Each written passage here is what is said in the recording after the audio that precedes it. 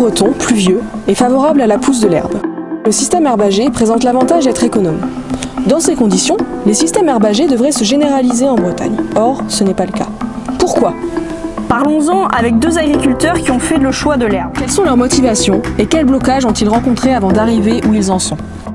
Yannick Jacques de l'ERL Jacques à Saint-Égonec, donc sur une exploitation de 150 vaches laitières et 250 truies naisseurs-engraisseurs sur une surface de 200 hectares de SAU. Donc le niveau de production par vache est ici de 7200 litres environ et on ne cherche pas à avoir un niveau de production très haut pour avoir des coûts alimentaires et des coûts vétérinaires assez faibles. On est à 45 € de coûts alimentaires, donc c'est ce que je cherche un peu dans ce système herbagé. Sur l'exploitation, il y a environ 40 arts accessibles par vache et c'est le maximum utilisable sur l'exploitation.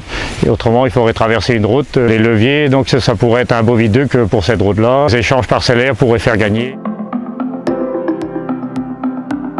Pâturer, c'est plus complexe que d'alimenter du maïs à l'année. Donc ici, le système, on est en paddock qui dure environ 2 à 3 jours. En entrée de paddock, on est à peu près à ces hauteurs-là. Et en sortie, on essaye d'être au plus ras possible à ce niveau-là. Maximum une fauche, un broyage par an sur les pâtures. Et autrement, il y a très peu de refus comme on rentre très bas sur les pâtures. Le maïs est ouvert toute l'année, qui aide un peu à passer les pics où il y a moins d'herbe. Et à quand même essayer de ne pas trop alimenter les vaches avant qu'elles sortent en pâture le matin. C'est même au quart de godet, au demi-godet, donc c'est à 1 mètre cube près, pour 150 vaches.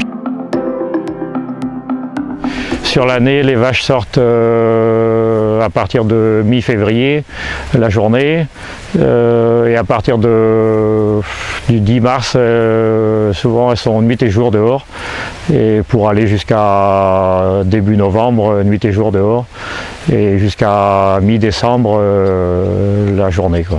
Une fois qu'on a fini la traite, elles sont dehors et on n'a plus à s'en occuper jusqu'à 16 h avec plus de maïs. On doit être plus présent dans l'étable. Oui, c'est vrai qu'avec l'herbe, le lait fait le yo-yo dans le bac, mais je ne regarde pas parce que tous les 2 jours, ça peut varier de 500 litres. Et si on veut bien raser les pâtures, on est obligé de faire le yo-yo.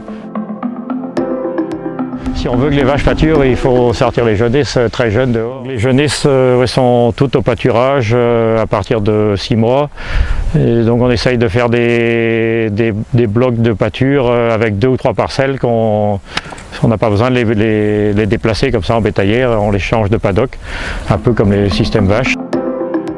Les investissements donc en clôture, bac à eau, donc c'est sûr que ça a un coût, mais par rapport à devoir aller couper de l'herbe ou ensiler du maïs, c'est quand même, je considère, plus rentable que de distribuer du maïs toute l'année.